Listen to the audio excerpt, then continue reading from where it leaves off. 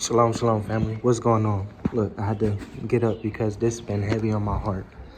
I was just putting baby girl to sleep and stuff, and this thought just could not get out of my mind, I did a live this morning talking about how the old way of doing things is over with, right? You have to make sure you are adjusting with the time, right? So what's happening right now in this world, there's a shift that's happening. So if you're going to stay in the old way of doing things, you're going to be left behind, right? So one thing that I noticed, like on a bigger picture, right? If you guys don't know, I apologize. That's my fault. Greetings. Shalom, shalom. Peace and blessings to you. You know, hope all is well. Good morning, good afternoon, good evening to wherever you are in the world tuning in to this video. So make sure you like the video, let me know where you guys are tuning in from. Don't mind my eyes because I was just laying down. I'm over here like, ooh, let me get up. It's the middle of the day. When you start to put babies to sleep, they say sleep when the baby sleep, but you can't do that sometimes. You got to get up and get it going, right? So the old way of doing things is over with, right? And I'm saying this because if you don't know, guys, if you don't know, me and my family, we've been here on the continent of Africa for 6 years, right? And it's a blessing. It's truly a blessing. That's why I had to stop the video real quick and say, hey, greetings.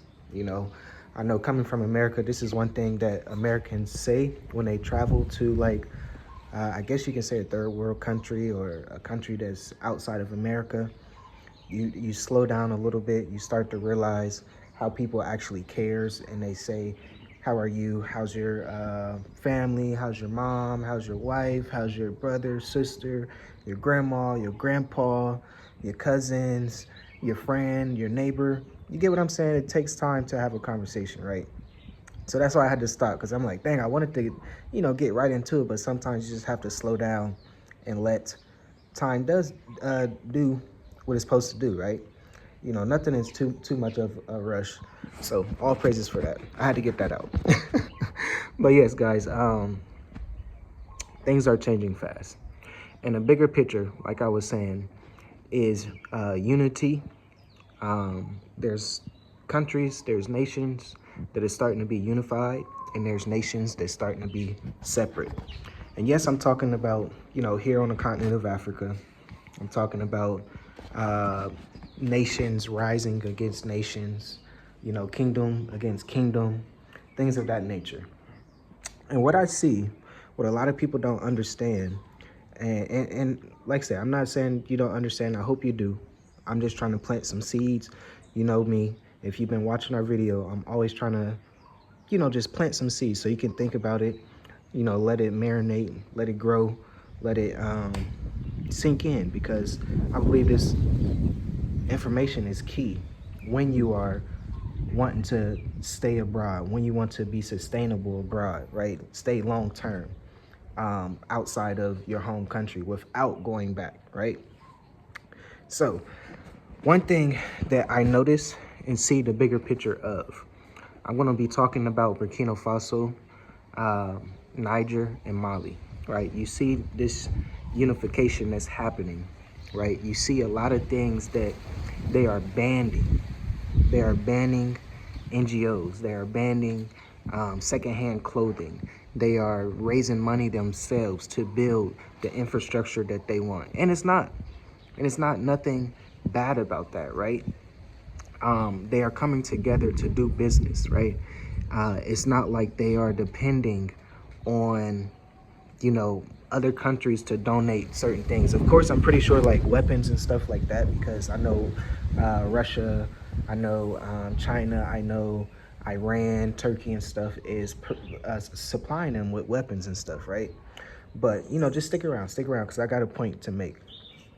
Because I do talk to a lot of people, and some people just don't get how important business is, how important your skill, your talent, your experience is to my skill, my talent, my experience. You get what I'm saying? So that's why it's important to know business to business, B2B, right? Business to business. You have to do that. This is what we're noticing just being here on the continent. You know, it's no handouts. If you really want a residency, if you really want to stay long term, you have to make sure that you and your household is going to be taken good care of. You get what I'm saying? You want to make sure you have that income, right? Because some residencies, you can get like a long-term residency just because you have a business, just because you have that income coming in, right? But some countries, some residencies, they require you to have hundreds of thousands of dollars, right?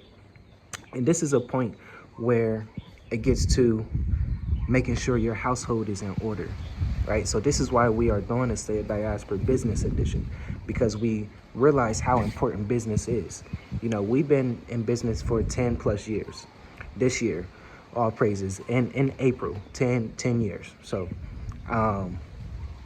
it's just been a blessing, but that comes with growth. That comes with a understanding that business to business is important, you know, because I talk to a lot of people, like I was just saying, and they think that, you know, group economics is something that we need to do. Yes, I agree. But when you are thinking about bringing something, your skills, your talents to the continent, if just say, for example, if there is 10 people donating $1,000 a month, right? And they're thinking about going to a country to build the road good, you get what I'm saying? Or just say buy land and build a house eventually. You get what I'm saying?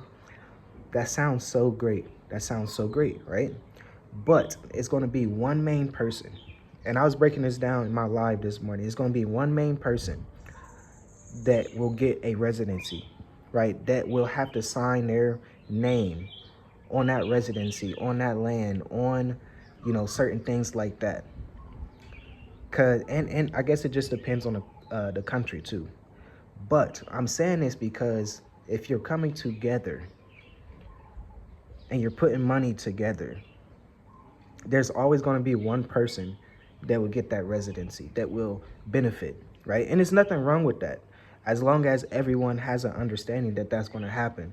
And most of the time when that does happen, in a country that, like, of your choice, you will have to start a big company, like an umbrella company, where it's going to be multiple businesses that each person, those 10 people, is going to be under. And once you do that, it gets down, depending on the country, you get what I'm saying? It gets down to, if you have an international global company, you have to hire two locals to one foreigner, right? So just say if it was me and I started an umbrella company, or just say a company in general, and you know, I'm telling people, hey, you know, since everybody been donating every month and stuff like that, you know, you can work for the company. But that sometimes that's not the case, especially depending on the country. So my point is, we have to be careful when we talk about group economics. You have to use your skills, your talents, your experience, and come together, business to business, paying each other. That's how we will build group economics. You know, of course, there's a vision. Of course, you know, I guess the main thing of this video, I want to say, you have to focus on your residency individually, household. Because if you think that you're coming together, putting money together, and going to a country and thinking that it's going to work like that, I'm pretty sure 9 times out of 10, it's not, to be honest. So this is why we are starting this Stay at Diaspora Business Edition. So check the links in the description. It is something that I truly believe is bigger than what I'm saying now. This is skilled people. This is talented people coming together, making money online. That's the main thing. This is what we notice, right? Coming together, business to business. So I brought up Burkina Faso, Mali, and Niger because that's basically what they're doing.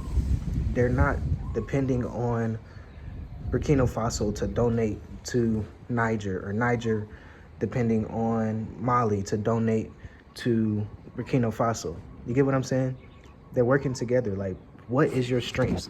If you if you farm tomatoes, and you know the next person farms lettuce, and the next person, they over there baking, you get what I'm saying?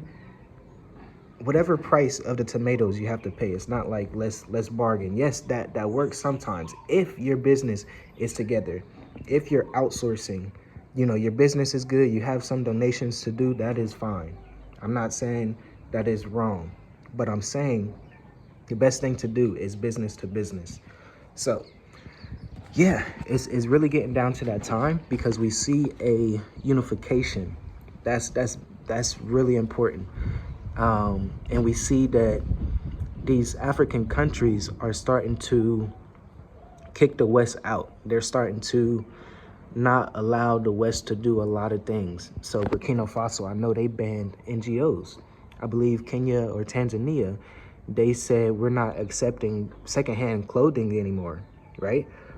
So it's starting to look like Africa is standing up for itself, and the only people that Africa will want eventually is going to be entrepreneurs, business people that is serious, that understand the value of business to business, understanding the value of someone's skill set and talent and experience that can come together and build together, no matter the price. So whatever your price is, that's your price.